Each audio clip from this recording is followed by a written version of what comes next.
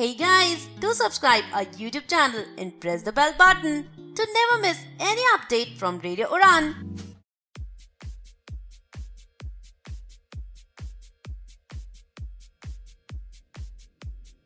या दोस्तों नमस्कार, आदाब, सत श्री अकाल। मैं दानिश महाजन प्रोग्राम बदलता दौर में एक बार फिर से आपका स्वागत करता हूं। हर रविवार की तरह इस रविवार भी आज हम बात करेंगे डिसेबिलिटी सेक्टर की तमाम ट्रेनिंग पर और एक नई ऑर्गेनाइजेशन से आपको मिलवाएंगे, एक नए सोशल वर्कर से जो कि हमारे लिए नए हैं लेकिन एक लंबे अरसे से जो काम कर रहे हैं उनसे आपको मिलवाएंगे। तो हमारे साथ दीप स्तंभ फाउंडेशन के फाउंडर हैं युजवेंद्र सर, आपका बहुत बहुत स्वागत है। थैंक यू जी। हमारे साथ फयाज हैं, फयाज आपका भी बहुत बहुत स्वागत है। Thank you so much. तो बहुत ही अच्छा काम कर रहे हैं सर, आपको बहुत बहुत मुबारकबाद। कई तरह की आपकी जो ट्रेनिंग्स है, रेजिडेंशियल ट्रेनिंग जिसमें एंटरप्रेन्योर से रिलेटेड है, स्किल डेवलपमेंट से रिलेटेड है, आपकी हेल्पलाइन है और ख़ास तौर पे आपका एक ऑर्फन बच्चों को ट्रेनिंग देने का जो प्रोग्राम है। और आप सिर्फ डिसेबिलिटी पे फोकस नहीं कर रहे, रूरल, पुअर और हर तरह के समाज के तबके के लिए काम कर रहे हैं। तो निसंदेह ये एक बहुत ही यूनिक वर्क है, आप बधाई के पात्र हैं। तो बहुत बहुत मुबारकबाद। धन्यवाद जी। सर, सबसे पहले थोड़ा हमें अपने बारे में बताएं, आपकी बैकग्राउंड कहाँ से, आप कहाँ से हैं? सबसे पहले तो रेडियो उड़ान सुनने वाले सब मेरे भाइयों और बहनों को मेरा नमस्कार। और जिन लोगों ने ये शुरू किया है, जैसे जिसमें दानिश जी मेरे से बात कर रहे हैं और उनकी सारी टीम, मैं बहुत बहुत उनका आभारी हूँ कि उन्होंने इतना अच्छा प्लेटफॉर्म ये शुरू किया है। दोस्तों, मैं यजुर्वेंद्र महाजन, मैं महाराष्ट्र से हूँ। नॉर्थ महाराष्ट्र में एक छोटा गांव है, वहाँ से हूँ, एरंडोल, जलगांव डिस्ट्रिक्ट में। मेरा ग्रेजुएशन वहीं से हुआ। मैंने आर्ट्स बीए में ग्रेजुएशन किया। मेरे पिताजी डॉक्टर थे लेकिन वो धर्मार्थ दवाखाना चलाते थे, 1 रुपया इंजेक्शन और 1 रुपया दवाई। वहाँ से मेरी एजुकेशन ख़त्म होने के बाद मैं पूना आया और वहाँ पर मैंने पोस्ट ग्रेजुएशन पूरा किया। इस दरमियान स्वामी विवेकानंद जी का मेरे जीवन पर बहुत बड़ा प्रभाव पड़ा। उसके साथ ही सुभाष बाबू, गांधी जी, अंबेडकर जी, इन लोगों को मैंने पढ़ा और मुझे वो इतना अच्छा लगा, वो ज़िंदगी इतनी अच्छी लगी, मैं बहुत प्रेरित हुआ। लेकिन बाद में मैंने सोचा कि जिन लोगों को हम बहुत प्रेरणा मानते हैं उनके विचार हम हमारे जीवन में लाने चाहिए, नहीं तो उसका कोई यूज़ नहीं होता है। और इसलिए मैं 25 साल का था तो समझ कर ये डिसीजन लिया कि मैं पूरा सोसाइटी के लिए एजुकेशन फील्ड में काम करूँगा। तो महाजन सर, हमें ये बताएं कि ये ऑर्गेनाइजेशन स्थापित करने का, जैसे आपने बताया 25 साल की उम्र में आया, तो कोई ये इत्तेफाकन था या कुछ ऐसी घटनाएं हुई जिससे आपको लगा आप नॉन डिसेबल्ड हैं, तो ये कैसे जहन में आया कि मुझे डिसेबल्ड के लिए काम करना है? कोई इंसिडेंट हुआ था या ये माइंड में था? हाँ, दानिश जी, ऐसा हुआ कि मैं पूना में पढ़ रहा, उसके बाद में पढ़ा रहा था, तो मुझे ये ध्यान में आया कि जिन लोगों के पास पैसे है या फिर उनके घर के लोग अवेयर है, वो और अच्छी शिक्षा पाने के लिए बड़े शहर में भेज देते हैं। लेकिन जिनके पास पैसे नहीं है और जिनके माता पिता इतने अवेयरनेस भरे नहीं है, लेकिन उन बच्चों की बहुत क्षमता अच्छी है, ऐसे बच्चे कभी आगे नहीं आते क्योंकि वो शहर में नहीं जा पाते। और लोग शहर में इसलिए जाते हैं कि उनको लगता है वहाँ पर क्वालिटी एजुकेशन मिलता है। तो मैंने ये सोचा कि क्वालिटी एजुकेशन पर सबका हक होना चाहिए, सिर्फ पैसा है इसलिए मिल रहा है ये नहीं होना चाहिए। और इसलिए जो क्वालिटी के लोग हैं वो रूरल एरिया में जाना चाहिए, तो वहाँ अपने आप क्वालिटी का एजुकेशन मिलने लग जाएगा। तो मैंने सोचा कि मैं खुद एजुकेशन में काम करता हूँ और इसलिए लोगों से अपेक्षा करने के बजाय मैंने खुद काम करना चाहिए। ने रूरल ट्राइबल बच्चों को क्वालिटी की एजुकेशन और ट्रेनिंग मिले फ्री, इसलिए ये ऑर्गेनाइजेशन पहले शुरू की। लेकिन उसके बाद ऐसे होते गया कि मैं जैसे मैं लेक्चरर भी हूँ, बहुत जगह मेरे व्याख्यान होते हैं, तो लगभग 2000 प्रोग्राम मेरे हुए हैं। तो बहुत प्रोग्राम में मुझे कुछ दिव्यांग बच्चे आके मिलते थे और मुझे वो बोलते थे कि सर आपके लेक्चर सुना और हमें अभी बहुत ऊर्जा आई है, हम भी कुछ करना चाहते हैं, क्या हम कुछ कर सकते हैं? ये जो सवाल मुझे पूछा जाता था वो हमेशा मुझे चुभन होती थी कि ये बच्चा ब्लाइंड है या इसे दोनों हाथ नहीं है, दोनों पैर नहीं है, कैसे कर पाए? और उसी समय मुझे ध्यान में आया कि हमारे देश में दिव्यांग बच्चे हाइट ऑफ द करियर पर कभी नहीं पहुंचते। बहुत ही थोड़े लोग हैं जो पहुंच पाए, वो भी बहुत अच्छे घरों से ही है, ज़्यादा से ज़्यादा। तो इसका कारण मैंने ढूंढने की कोशिश की और मैंने पूरे महाराष्ट्र में पहले मैंने हर डिस्ट्रिक्ट में जाके सारे दिव्यांग बच्चों से बात की। तो मुझे ये ध्यान में आया कि दिव्यांग बच्चों के साथ हमेशा ये बात की जाती है कि आप ज़्यादा कुछ नहीं कर सकते क्योंकि आपको हाथ पैर या आंखें नहीं है या आप सुन नहीं पाते, आपसे ज़्यादा काम नहीं होगा, आप इतना ही थोड़ा सा कुछ कीजिए जिससे आपको खाने तक का कुछ मिल जाए बस। ऐसी छोटी सोच हमेशा उन्हें बताई गई है। दूसरा, उनको दया बताई गई है, आउट ऑफ पिटी, और इसकी वजह से उनके सपने कभी बड़े नहीं हुए। और दूसरी बात, यदि कोई दिव्यांग बच्चे ने बड़ा सपना देख भी लिया तो वो सपना पूरा करने के लिए जो इकोसिस्टम की जरूरत है देश में, या फिर जो एनवायरनमेंट की जरूरत है, जो टेक्नोलॉजी की जरूरत है, उस सारा कोर्स यदि उसे कुछ पढ़ना है तो उसका सारा स्टडी मटेरियल की जरूरत है, कोई मेंटोर चाहिए, ये कोई कहीं पर व्यवस्था नहीं है। और मैं कॉम्पिटिटिव एग्जाम में काम करता हूँ 15 सालों से इन ट्राइबल रूरल बच्चों के लिए। तो मेरे मन में आया कि दिव्यांग बच्चा क्यों नहीं कलेक्टर बने, क्यों नहीं वो जज बने, क्यों नहीं वो कोई एमएलए बने, एमपी बने। तो शुरुआत हमारे पास एक्सपर्टाइज थी कॉम्पिटिटिव एग्जाम की। तो इसलिए ये जो घटना हुई सारी, इससे मैंने ये सोचा कि कंप्लेन करके कुछ नहीं होगा, गवर्नमेंट को बोल के कुछ नहीं होगा, हम क्या कर सकते हैं वो हमने पहले करना। फिर मनोबल प्रोजेक्ट की हमने शुरुआत की, जो शायद हमारे देश में ऐसा पहला प्रोजेक्ट था तब, जिसमें सारे प्रकार के दिव्यांग बच्चों को फ्री रेसिडेंशियल कॉम्पिटिटिव एग्जाम की ट्रेनिंग देना हमने शुरू किया, जिसमें UPSC, staff selection, MPSC, bank, railway, ये सारा एजुकेशन रेसिडेंशियल फ्री दिया, इंक्लूडिंग ऑल टेक्नोलॉजिकल इनपुट्स। उसके सारे लोगों को हम लोग तैयार किया जो पढ़ा पाएंगे इन बच्चों को, उनका स्टडी मटेरियल एक्सेस किया और ये काम शुरू किया। ग्रेट। तो हमें अब आप विस्तार में अपने तमाम प्रोजेक्ट्स के बारे में बताएं। और मैं ये भी बता दूं लिसनर्स को, फिलहाल जो ट्रेनिंग सेंटर है दीपस्तंभ फाउंडेशन के, वो पूना महाराष्ट्र और जलगांव में है। तो उसके ऊपर भी मैं बाद में आऊंगा, लेकिन सबसे पहले जानते हैं इनके तमाम प्रोजेक्ट्स के बारे में। यस। दोस्तों, पहले तो मैंने रूरल ट्राइबल बच्चों के लिए शुरू किया, क्योंकि मैंने देखा कि ग्रेजुएशन में एक लड़की को मार्क है 78%, पिताजी नहीं है, माँ लोगों के खेतों में काम करती है, गांव से बाहर नहीं आ सकती, और बच्ची को 78% है, उसे भी कुछ करने की इच्छा है लेकिन कोई नहीं है उसका, तो उसको भी खेतों में जाना पड़ रहा है काम करने के लिए, क्योंकि गवर्नमेंट 12वीं तक ही शिक्षा करवाती है या फिर ग्रेजुएशन तक लड़कियों को, लड़कों को ग्रेजुएशन तक फ्री करवाती है, उसके बाद कोई व्यवस्था नहीं होती है। तो उस बच्ची को कॉम्पिटिटिव एग्जाम देनी थी, उसको पुलिस इंस्पेक्टर बनना था, लेकिन व्यवस्था नहीं थी। वो देखकर मेरा दिल हिल गया कि यार सिर्फ पैसे नहीं है, इसके लिए इतनी अच्छी होनहार लड़की पीछे जा रही है।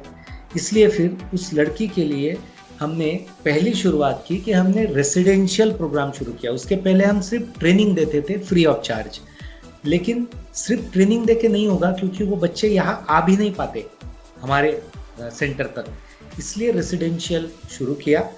और ऐसे हजारों बच्चे फिर उस ट्रेनिंग सेंटर से 15 साल में आगे गए। कुछ लड़कियों को पिताजी नहीं थे, कुछ लड़कियों की माँ लोगों के यहाँ बर्तन मांजती थी। ऐसे सारे लड़के लड़कियां, अभी 500 लड़के लड़कियां क्लास 1 क्लास 2 ऑफिसर है।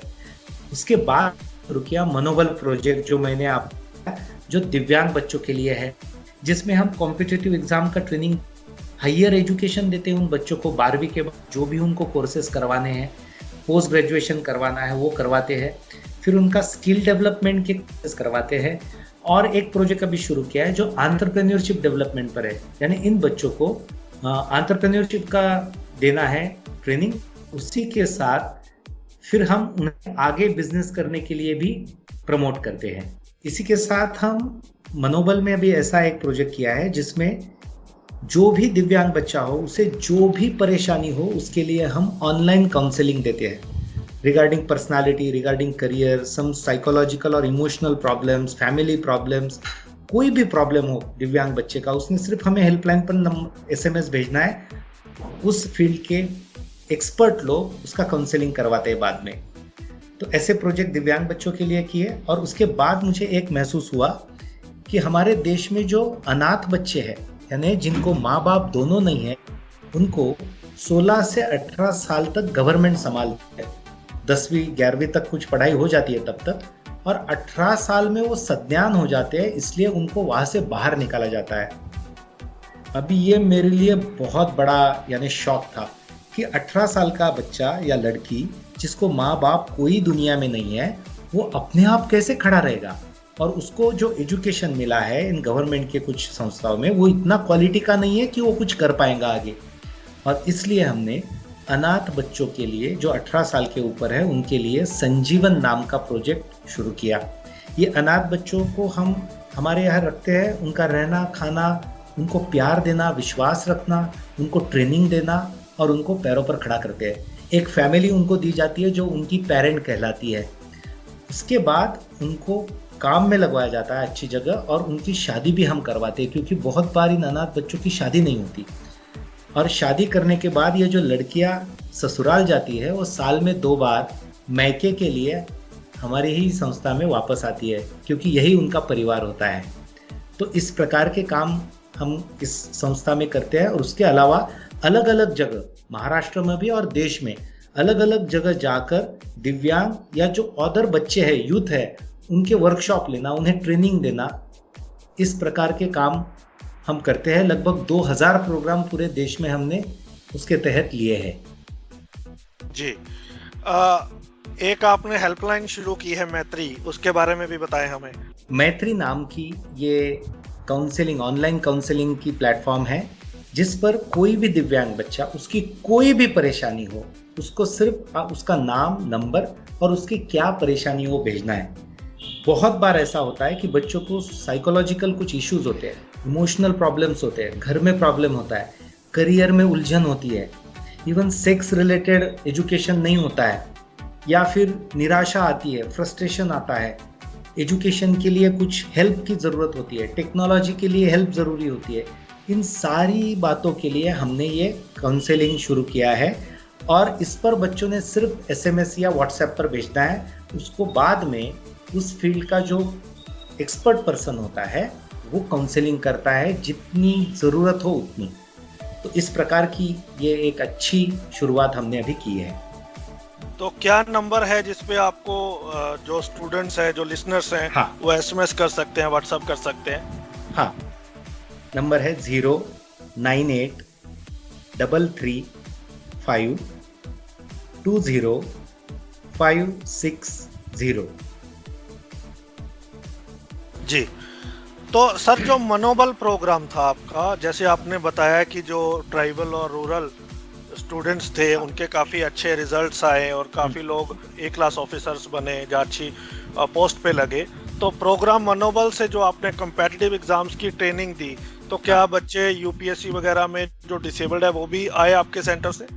हाँ, 2 साल के बाद ऐसा हुआ कि इस सेंटर से एक लड़की असिस्टेंट कमिश्नर इनकम टैक्स बनी, एक लड़का सेल टैक्स इंस्पेक्टर बना, एक लड़का बैंक प्रोबेशनर ऑफिसर बना, और अभी अभी एक लड़का जिसे दोनों हाथ और दोनों पैर नहीं है, वो कोऑपरेटिव डिपार्टमेंट में ऑडिटर बना है।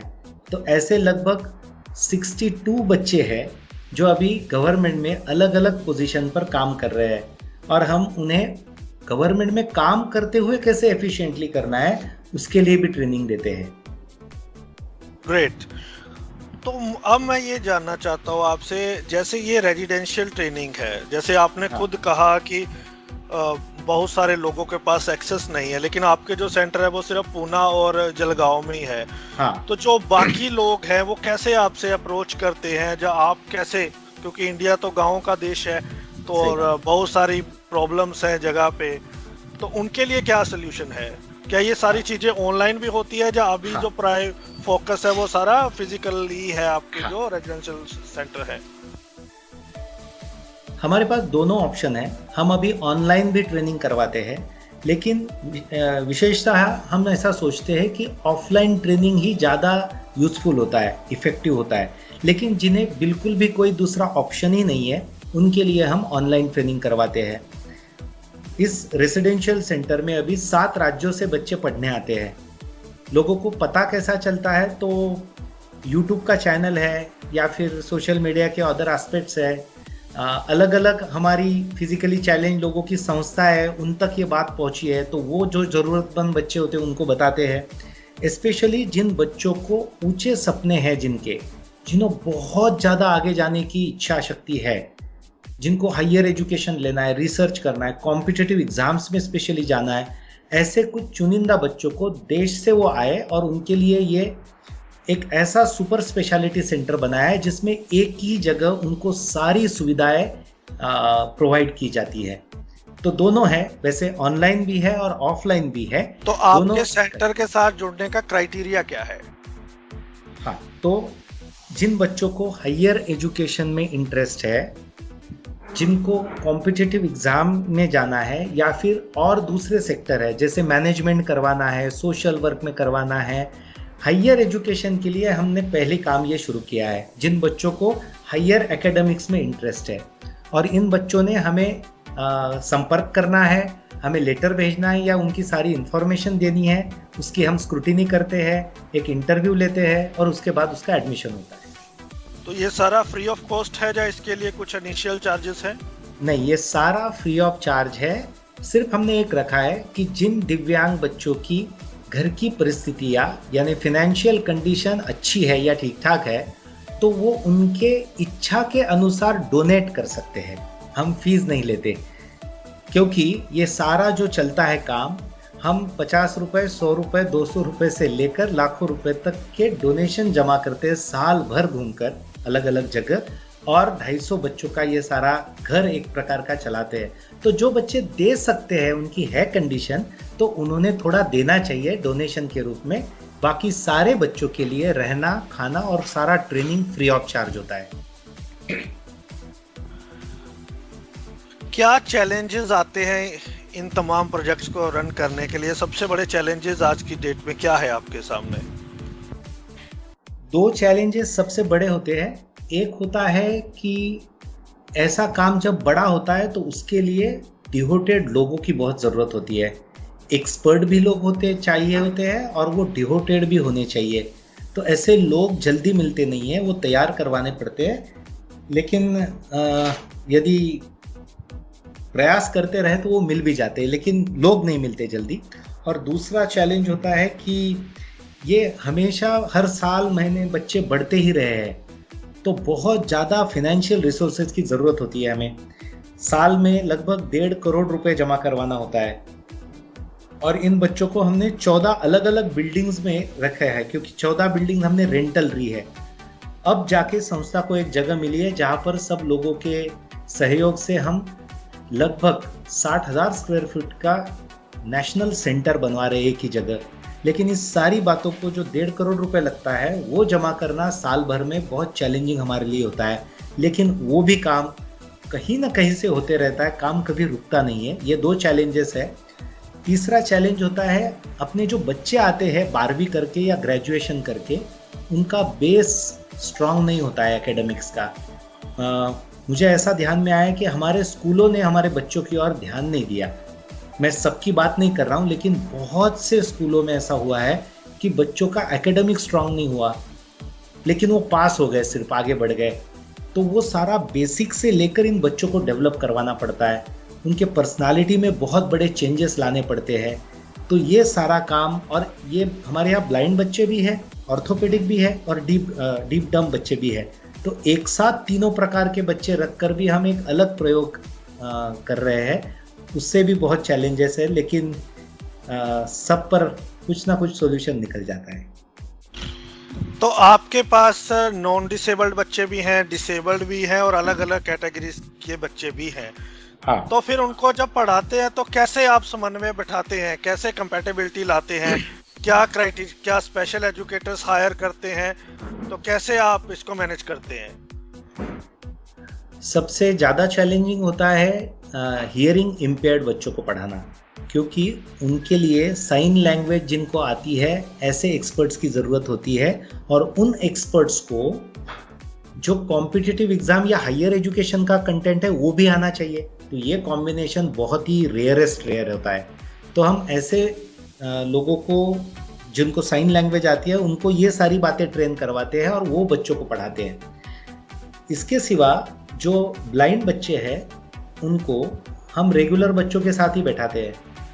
सिर्फ जो टेक्निकल सब्जेक्ट होते हैं, जैसे समझ लीजिए ज्योग्राफी हो गया, मैथमेटिक्स हो गया, या फिर इकोनॉमिक्स हो गया, ऐसे सब्जेक्ट के लिए इन बच्चों को हमने सेपरेट ट्रेनिंग की व्यवस्था की है। जो थियोरेटिकल सब्जेक्ट्स है वो सारे बच्चों को हम एक साथ ही पढ़ाते हैं। हम ऐसा सोचते हैं कि इन बच्चों को सबके साथ इनका विकास होना चाहिए, वरना वो अलग अलग हमेशा कहलाते हैं और जिंदगी भर अलग अलग रह जाते हैं, वो एक दूसरे में घुल मिलते नहीं है। तो जितने पॉसिबल है सब्जेक्ट वो एक साथ सिखाते हैं, और जिन सब्जेक्ट को स्पेशल अटेंशन या स्पेशल टेक्निक या टेक्नोलॉजी की ज़रूरत है उसके लिए हमने अलग टेक्नोलॉजी और अलग रिसोर्सेस हमने तैयार करवाए हैं। एक चीज जो बहुत फैसिनेटिंग है वो है कम्पिटिटिव एग्जाम्स की तैयारी करवाना, जिसकी आज के टाइम पे बहुत ज़रूरत है। तो ये एक ऐसा काम है जिसको ऑनलाइन करके भी, क्योंकि ये बात सही है कि पूरे देश में ऐसे बहुत कम सेंटर है जहां कम्पिटिटिव एग्जाम्स की ट्रेनिंग करवाई जा रही है। तो मैं चाहूंगा कि आप इसे ऑनलाइन भी लाएं ताकि ज़्यादा से ज़्यादा बच्चों की ज़रूरतों को पूरा कर सके और उनको सहयोग मिल सके। एक रेगुलर अगर आप ऑनलाइन चलाएं, क्योंकि बहुत सारे हमारे पास भी सजेशंस आते हैं कि सर कोई कंपैरेटिव एग्जाम्स की सेंटर्स नहीं है, और जो नॉन डिसेबल्ड के हैं बहुत जगह उनको एडमिशन भी नहीं मिलती, कई लोग अवेयर भी नहीं होते। तो इस दिशा में एक रेगुलर अगर आप प्रोग्राम चलाएं तो इसके बारे में थोड़ा सा लिसनर्स को बताएं, ये काफी उनके लिए मददगार होगा। जरूर दानिश जी, हमने ये सोचा है कि ऑनलाइन ट्रेनिंग भी बच्चों को दी जाए, और उसके लिए हमने प्लेटफॉर्म की अप्रैल महीने में ही शुरुआत हम कर चुके हैं, और उसका ट्रेनिंग भी शुरू हो गया है। तो जिन बच्चों को ऑनलाइन ट्रेनिंग करवाना है कॉम्पिटिटिव एग्जाम के, वो भी मैंने जो नंबर दिया है उस नंबर पर बात कर सकते हैं, या फिर मैं आपको और एक नंबर दे के रखता हूँ जिस पर आप इसकी सारी इंफॉर्मेशन आप ले सकेंगे। क्योंकि ऑनलाइन में ये होता है कि बच्चों को, या बच्चे यदि ब्लाइंड है तो वो देखकर नहीं सीख सकेंगे। तो कुछ सब्जेक्ट हमें उनको साथ में रखकर स्पर्श से या अलग अलग प्रोटोटाइप तैयार करके उन्हें हमें सिखाने होते हैं, जो ऑनलाइन पर नहीं हो सकता है। लेकिन फिर भी जितने सब्जेक्ट ऑनलाइन पर हो सकते हैं उतने सब्जेक्ट हम बच्चों को करवा दे सकते हैं। तो एक नंबर मैं आपको दे के रखता हूँ जिस पर आप कभी भी पूछ सकते हो ऑनलाइन के बारे में, वो है 83-800-7654-5। आपने एक बहुत इम्पोर्टेंट बात की, और ये बहुत बड़ी रियलिटी है कि बहुत सारे बच्चों की पर्सनैलिटी डेवलपमेंट में प्रॉब्लम्स आती है, खास तौर पे ब्लाइंड बच्चों के या दूसरे डिसेबल्ड के। तो आपको इसके पीछे क्या कारण लगता है, और आज के शो में अगर आप कुछ टिप्स देना चाहें उन्हें 4-5, तो क्या टिप्स रहेंगे? ओके, देखो पर्सनालिटी डेवलपमेंट कैसी होती है वो पहले समझ लीजिए। वो तो पहले आप जिस माहौल में रहते हो उसका आप पर बहुत इम्पैक्ट होता है, ठीक है। आप जो सुनते हो, आप जो देखते हो, आप जो पढ़ते हो, आप जो ऑब्जर्व करते हो, आप जो महसूस करते हो, इसके आधार पर आप कुछ सोचते हो, और जो आप सोचते हो उसके आधार पर आप कुछ कृति करते हो, यानी एक्शन करते हो, and that is called your personality. आपकी सोच और आपकी कृति। अभी हमारे दिव्यांग भाई बहनों के बारे में ये हो जाता है कि जैसे वो ब्लाइंड है तो बहुत बातें तो वो देखकर सीख ही नहीं पाएंगे, तो वहाँ पर थोड़ा चैलेंज आ जाता है। जो बच्चे सुन नहीं सकते उनको सुनकर वो सीख नहीं सकते, लेकिन बात ऐसी है कि अदर सेंस ऑर्गन से हम सीख सकते हैं। हमारे बच्चे पर्सनालिटी के तौर पर पीछे इसलिए है कि नॉर्मल, सो कॉल्ड नॉर्मल जो बच्चे या समाज हम कहते हैं, उनके साथ हमारा मिलना जुलना, घुल मिलकर रहना बहुत कम होता है। हम रहते समय भी ब्लाइंड बच्चे साथ में रहेंगे, ऑर्थोपेडिक बच्चे साथ में रहेंगे, तो हमारा जो दायरा है वो बहुत लिमिटेड हो जाता है सीखने का। दूसरी बात, हमें जो टीचर्स मिलते हैं या फिर हमारे जो माता पिता है वो बहुत बार अवेयर नहीं होते हैं। वो पहले ही बहुत बड़े सदमे में होते हैं कि हमारा बच्चा ऐसा क्यों है, और इसके कारण वो उस बच्चे को कितने अच्छे आप अलग अलग माहौल दे सकते हो, एक्सपोजर दे सकते हो, उस काम में वो आगे नहीं बढ़ते क्योंकि वो सदमे में होते हैं। हमारे बच्चों को कुछ अच्छी आदतें लगे जिसके कारण उनके विचार और कृति में बदलाव आए, ऐसे माहौल हमारे यहाँ नहीं है। जैसे अच्छी किताबें पढ़नी चाहिए, अच्छे लोगों के साथ, जो इंस्पायरिंग लोग हैं, जो बहुत अच्छे लोग कहलाते हैं, उनके साथ रहना चाहिए, कुछ अच्छे ट्रेनिंग प्रोग्राम सुनने चाहिए, देख नहीं सकते तो सुनने चाहिए। ये होने के लिए जो एनवायरनमेंट, जो इकोसिस्टम लगती है, वो हमारे देश में नहीं है। मैंने कहा कि हमारे बच्चों के और दया की नज़र से देखा जाता है, कुछ थोड़ी मदद करवा दो, कुछ अच्छा हो जाएगा, ऐसा नहीं होता है भाई। वो खुद इतना डेवलप होना चाहिए कि उसने दूसरे बच्चों को मदद करनी चाहिए। मैंने तो ये रखा है उद्देश्य कि मेरे दिव्यांग भाई बहन ऐसे स्ट्रांग बनने चाहिए कि उन्होंने, जिनको कोई प्रॉब्लम नहीं है, ऐसे बच्चों की भी मदद उन्होंने करनी चाहिए, उतने वो स्ट्रांग होने चाहिए। तो ऐसे विचारों की और ऐसे व्यवस्थाओं की हमारे देश को ज़रूरत है, तब हमारे बच्चे आगे जाएंगे। क्योंकि दिव्यांग है इसलिए पर्सनालिटी डेवलप नहीं हुई, ये बात नहीं होती है कभी। क्योंकि सीखने के लिए हमें बहुत सारी बातें होती है, तो हमारी आंखें नहीं है, हमारे कान, हम सुन नहीं सकते, इससे हमें कोई पीछे नहीं ले जा सकता। हाँ, हमने ही नहीं सोचा, हमने ही प्रयास नहीं किया और वैसा माहौल नहीं रहा, तो फिर हम बेचारे बन के रह जाएंगे। या फिर बेसिक मैनर्स, एटिकेट्स होती है, सोचने का एक तरीका होता है, प्रॉब्लम पर हावी होने की कुछ बात होती है, इंस्पिरेशन होती है, ये सारी बातें कहीं ना कहीं हमारे बच्चों में कम पाई जाती है, ऐसा मुझे लगता है। और इसके लिए हम अभी प्रयास कर रहे हैं। इसके लिए रेसिडेंशियल ट्रेनिंग बहुत ज़रूरी होती है। मैं एजुकेशनिस्ट हूँ, 15-17 साल से काम कर रहा हूँ, तो मुझे ये ध्यान में आया है कि हम साथ में जब रहते हैं ना, तो हम में ज़्यादा परिवर्तन आने की शुरुआत होती है। इसलिए हमने 6 दिन, 8 दिन, 10 दिन ऐसे भी कुछ ट्रेनिंग प्रोग्राम शुरू करने की अभी कोशिश की है। ग्रेट। कोरोना से कितना हिट हुआ है आपकी ऑर्गेनाइजेशन? आप कोरोना से कितने हिट हुए हैं आपके प्रोजेक्ट? अभी तो काफी चैलेंजेस आ रहे होंगे। हाँ, अब कोरोना से ऐसा हुआ कि कुछ बच्चों को घर भेजा है हमने, लेकिन बहुत से बच्चे हमारे साथ ही है क्योंकि उनके घर पर ऐसी व्यवस्था नहीं है कि इन परिस्थितियों में उन्हें ढंग से संभाले जाए। और दूसरे बच्चों को तो मम्मी पापा ही नहीं है, हम ही उनके घर और मम्मी पापा है, तो बच्चों को संभालना थोड़ा चैलेंजिंग हो जाता है, बाहर ना जाने देना, क्योंकि उनको ये परिस्थितियों में जल्दी they are more accessible to such viruses and other things. तो taking care of them with very micro plan, ये बात चल रही है। थोड़े फाइनेंशियल रिसोर्सेज कम हो गए क्योंकि लोग अभी विजिट नहीं करते या फिर हम लोगों के पास जा नहीं पाते हैं, लेकिन उस पर भी कुछ काम करना शुरू है। लेकिन कोरोना से एक बात हमने की, हमारे जितने बच्चे थे, प्रोजेक्ट में भी थे और घर पर भी थे, उनके लिए हमने ऑनलाइन ट्रेनिंग शुरू करवा दिए। तो घर पर उनकी पढ़ाई शुरू हो गई, उनकी सारी बातें हमने जांचनी शुरू कर दी, फिर उनके लिए काउंसलिंग शुरू कर दिया क्योंकि उन बच्चों पर इम्पैक्ट हो गया कि यह घर में रहना है, ये कोरोना क्या होगा, डर बैठ गया मन में। तो ऐसे काम कोरोना में शुरू हुए और उस पर जारी है काम। जो आपका नेशनल सेंटर आप बनाने जा रहे हो, वो कहाँ पे बनाने जा रहे हो? ये 3 एकड़ की जगह है, जलगांव के पास ही है, 3 किलोमीटर पर ही है। नॉर्थ महाराष्ट्र है जलगांव, यानी आप सबने अजंता एलोरा सुना होगा, ये वर्ल्ड हेरिटेज है, वहाँ से सिर्फ 50 किलोमीटर की दूरी पर है। 60,000 स्क्वायर फीट की जगह कंस्ट्रक्ट हो रही है, जिसमें 300 बच्चों का ये नेशनल सेंटर कहलाएगा, जिसमें सारे दिव्यांग बच्चों के लिए एक्सेसिबिलिटी होगी, उनके यानी अकॉर्डिंग टू देयर नीड्स इसका सारा कंस्ट्रक्शन हो रहा है। यहाँ पर higher education, competitive exam training, research centre, training centre, ऐसा सारा एक साथ एक जगह पर होगा। और एक सेंटर हमारा पूना में है, लेकिन वो कंस्ट्रक्टेड नहीं है, वो हमने वहाँ के कॉरपोरेशन के साथ हमने टाई अप किया है। और पूना में 100 बच्चों का सेंटर रहेगा और जलगांव में 300 बच्चों का सेंटर रहेगा। सर एक चीज जाननी है, बड़ी इंटरेस्टिंग मेरे को, ये मेरा पर्सनल सवाल है। जैसे आप ऑर्फन बच्चे आते हैं, एक तो वो पहले ही सदमे में होते हैं, उनका हाँ। पालन पोषण गवर्नमेंट हाउस में हुआ, फिर आप उनको अडॉप्ट करते हैं और फिर वो डिसेबल्ड बच्चों के साथ मिंगल होते हैं, तो उनकी नेचर में क्या परिवर्तन आता है? दानिश जी, बहुत बढ़िया सवाल पूछा है आपने। पता है, हम सबको, चाहे दिव्यांग हो, अनाथ हो, नॉर्मल हो, कुछ हो, सबको क्या लगता है पता है? दुनिया की सबसे बड़ी प्रॉब्लम मुझे ही है, ये हमें लगता है।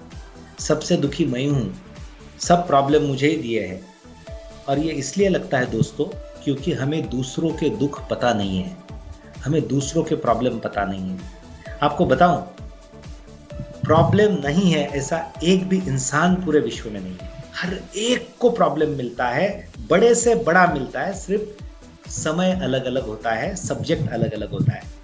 लेकिन हम दुनिया देखते नहीं है, दूसरों के दुख हमें पता नहीं होते हैं। प्रोजेक्ट में अभी ऐसा हाल है कि जब अनाथ बच्चे आते हैं तो दुखी होते हैं, लेकिन जब यहाँ आते हैं और वो देखते हैं कि कोई लड़की है या लड़का है जिसको आंखें भी नहीं है और जिसको पैर भी नहीं है, और वो देखकर फिर उनको लगता है यार मुझे तो बहुत कुछ मिल गया है, और मुझे मिला है तो मैंने मेरे दोस्त को देना चाहिए प्यार।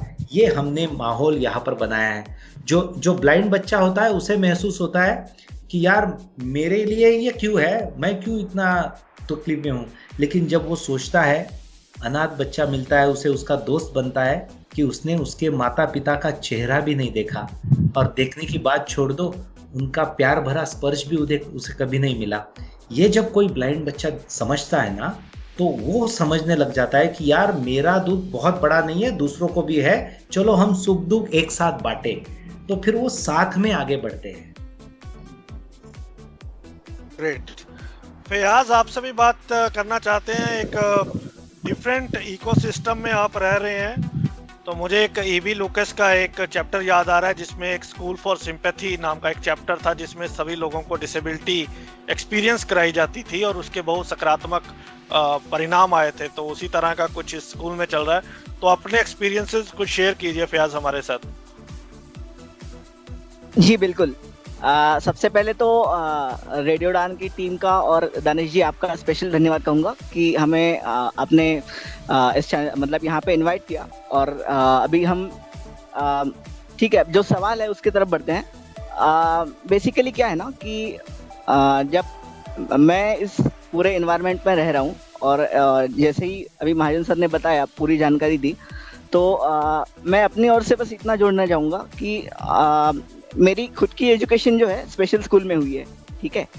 लेकिन जब मैं 10th स्टैंडर्ड के बाद जब स्कूल से बाहर निकला हूँ, ठीक है, तो मुझे अचानक से मतलब थोड़ा चक्कर आने जैसा हुआ, क्योंकि होता ये था, हाल ये था कि बस डिसेबल स्कूल मतलब स्पेशल स्कूल जो होते हैं, बेसिकली उनमें होता ये है कि 4 दीवारों के अंदर आपको सब कुछ मिलता है, ठीक है, मतलब आपका रहना खाना सब कुछ।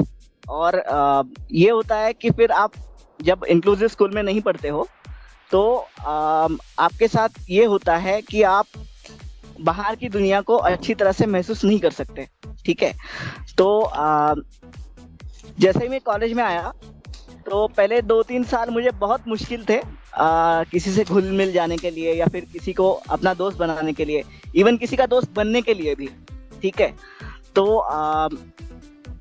उसके बाद जैसे ही मैं मतलब सेकेंड ईयर में गया, मतलब एक्चुअली मुझे 11th 12th और फर्स्ट ईयर मेरा लगभग 2.5-3 साल मेरे इसी में गुजर गए कि यार कैसे सबके साथ मैनेज करना है। तो जैसे ही मैं सेकेंड ईयर में गया, तो मुझे अपने आसपास की दुनिया मतलब बहुत ऐसे ओपन दिखने लगी, क्योंकि मेरे साथ मेरे अच्छे फ्रेंड्स बने और बहुत सारी चीज़ें अच्छी होती गई। कई कंपटीशन में मैंने कॉलेज में पार्टिसिपेट किया। फिर उसके बाद मेरा कॉलेज कंप्लीट करने के बाद मैं बैंगलोर चला गया, क्योंकि मेरे मतलब अपने जितने ऑनलाइन प्लेटफॉर्म्स हैं, ठीक है, तो वहाँ पे मुझे एक जॉब का नोटिफिकेशन मिला था। तो वहाँ पे मैंने ट्रेनिंग की और जॉब ज्वाइन करने वाला था, ठीक है। तो फिर मुझे यहाँ पे पता चला कि मतलब यहाँ का मुझे नोटिफिकेशन मिला कि दीपक स्तंभ जो है एक कंप्यूटर ट्रेनर या फिर टेक्निकल इंस्ट्रक्टर को हायर कर रहा है। तो जैसे ही मुझे पता चला फिर मैंने अपना इंटरव्यू वगैरह हो गया, ऑनलाइन असेसमेंट्स थी वो जो भी हो गई, और फिर उसके बाद जब फाइनली मेरा सिलेक्शन हुआ तब मैं बैंगलोर वापस गया और वहाँ से रिज़ाइन करके फिर यहाँ पे ज्वाइन हो गया। और जैसे ही यहाँ पे मैं आया तो मुझे एक बात बड़ी अच्छी महसूस हुई कि यहाँ पे सब लोग बड़े प्यार से रह रहे हैं। मतलब एक्चुअली मैं जलगांव में नहीं ज्वाइन किया हूँ, मैं हमारा जो दूसरा ब्रांच है पूना में, वहाँ से मतलब वहाँ पे मैं ज्वाइन किया हूँ, ठीक है। तो मैं ये समझ रहा था कि यहाँ पे बहुत अच्छे लोग हैं और मतलब अच्छा कॉपरेशन भी मिलता है। और बेसिकली होता ही है कि जब आप इस तरह के इन्वायरमेंट में बढ़ते हो, ठीक है, तो आपको जो चैलेंजेस है या फिर आपके जो चैलेंजेस है जो आप फेस कर रहे होते हैं वो बेसिकली कम हो जाते हैं, क्योंकि सब अपने दोस्त होते हैं आसपास और दोस्ती की तरह सब कुछ माहौल होता है। और मतलब स्टाफ, ऑल ओवर स्टाफ बड़ा कोऑपरेटिव है, तो इस माहौल में आप उतने सहज हो जाते हैं। जी, तो जजविंदर सर क्या रहेगा आपका मैसेज हमारे लिसनर्स के लिए, स्टूडेंट्स के लिए? मेरे प्यारे भाइयों और बहनों, देखिए हम जैसे हैं वैसे बहुत अच्छे हैं। सब में अच्छाइयाँ है, सब में चैलेंजेस भी है। हर एक को अलग अलग चैलेंज है, इतना ही बस डिफरेंस है। हमें लगता है कि बाकी के जो बच्चे हैं उनको कोई फिजिकल चैलेंज नहीं है, लेकिन उनको इमोशनल चैलेंज बहुत बड़ा है, सोच की चैलेंज बहुत बड़ी है। तो फिजिकल चैलेंज कुछ नहीं है उसके सामने। इसलिए मुझे आपको एक बात बतानी है। देखिए, फिजिकल चैलेंजेस तो हमें बिन मांगे मिले हैं, वो हमारे नियंत्रण में नहीं है, हमारे कंट्रोल में नहीं है। लेकिन हमारे विचार कैसे रखना है ये हमारे कंट्रोल में की बात है। हमें काम कैसे करना है हमारे कंट्रोल की बात है। तो इसलिए इट्स योर चॉइस कि आपको आपकी पर्सनालिटी कैसे आगे लेके जानी है, कैसे आपको आगे बढ़ना है, कैसे आपको अच्छा सोचना है, ये आपके चॉइस में है। आपकी फिजिकल स्टेटस कैसी हो ये आपके चॉइस में नहीं है। इसलिए जो हमारी चॉइस की बात है उसमें आगे बढ़े। भूल जाइए कि आपको कुछ प्रॉब्लम है, क्योंकि उस पर हम कुछ कर नहीं सकते।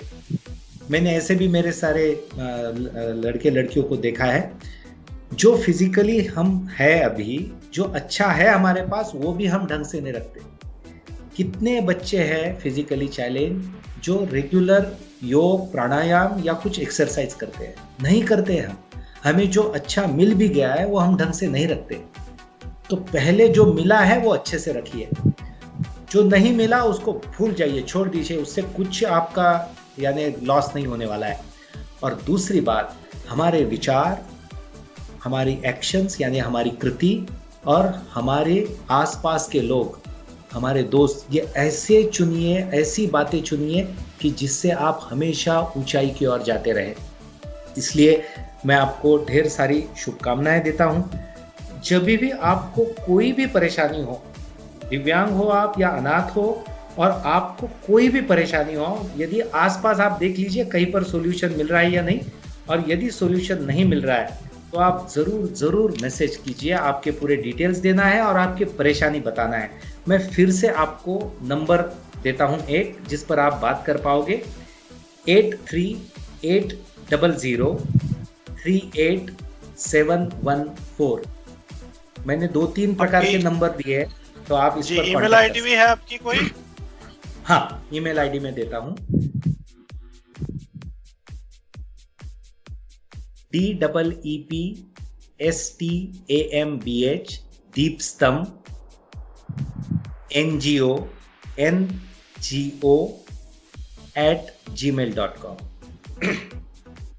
ग्रेट सर, ये बताएं कि इन सारे कामों का आपके जीवन पे क्या असर पड़ा है, आपके परिवार में, आप में क्या असर पड़ा है? मैं तो समझता हूँ मैं सबसे भाग्यशाली व्यक्ति हूँ कि मुझे ये काम करने के लिए मिल रहा है। मैंने काम शुरू करने के बाद ही ऐसा डिसाइड किया था कि मैं पूरी ज़िंदगी इसके लिए समर्पित रहूँगा। मैं मेरे लेक्चर्स देकर बाहर जो मुझे रेम्यूनरेशन मिलता था उसके आधार पर पहले मैंने ये संस्था शुरू की, और उसके बाद में मेरे पिताजी का घर था, मेरे पिताजी की खेती थी, वो मैंने बेच दी इस प्रोजेक्ट के लिए, क्योंकि मैं चाहता था कि यह प्रोजेक्ट जल्दी हो, बहुत सारे बच्चों को जल्दी इसमें से फ़ायदा मिले।